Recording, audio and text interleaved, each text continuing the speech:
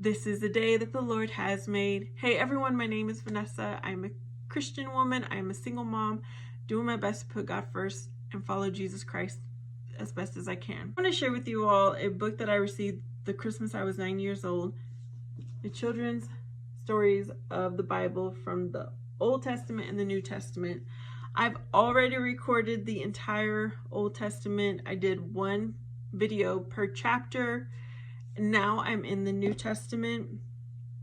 Hopefully you will share this with your children. Chapter 7, the calling of the disciples. When Jesus came out of the desert after his 40 days of talking with God and after his turning away the temptations of evil, he was ready to bring his message to men. He did not gather crowds around him and begin teaching. He began with personal conversations with the few men who became interested in him. One day as Jesus walked over the river Jordan, where John the Baptist was teaching, John saw him pass and said, "Behold, the Lamb of God." Two of the men standing there realized that John meant this was the Christ whose coming John had preached. The two young men started up the path after Jesus. Jesus saw them coming and stopped and asked them, "What is it that you seek?" They asked where Jesus was staying so they might come and talk with him. And Jesus replied, "Come and see."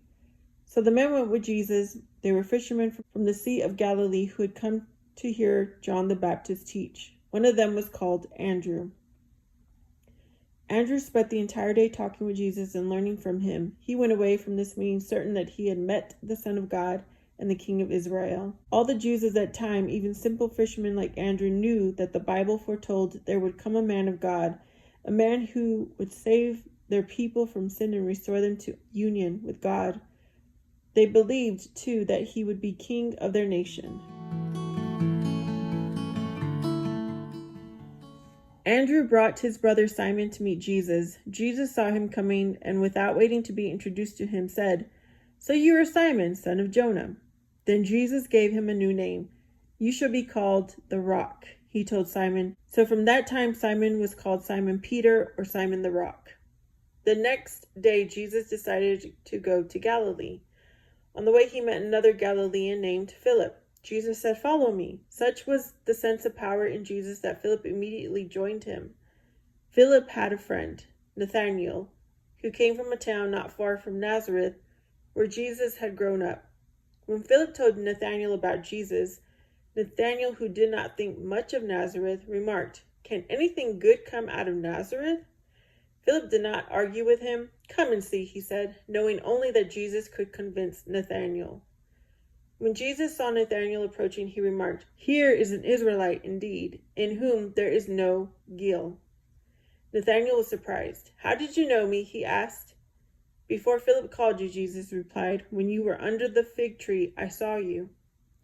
Nathanael did not understand how Jesus could have seen him when he was miles away. Immediately he believed what Philip had told him of Jesus. "Teacher," he said, "you are the Son of God. You are the King of Israel." Jesus gently reproved him, "Because I said to you, I saw you under the fig tree. Do you believe? You shall see greater things than these. You will see heaven opened and the angels of God ascending and descending upon the Son of Man." Later, Jesus found John with his brother James mending their nets in their boat with Zebedee, their father. He called them, and they left their father in the boat with the hired servants and followed him. Jesus now had 6 followers traveling with him: Andrew and Simon Peter, who were brothers, John and James, who were brothers, and Philip and Nathanael. These men are called disciples, which means students. So that's the end of that chapter. I hope you enjoy. I will have a playlist of my Old Testament and the New Testament. If you liked, please subscribe, comment, and I hope to see you next time.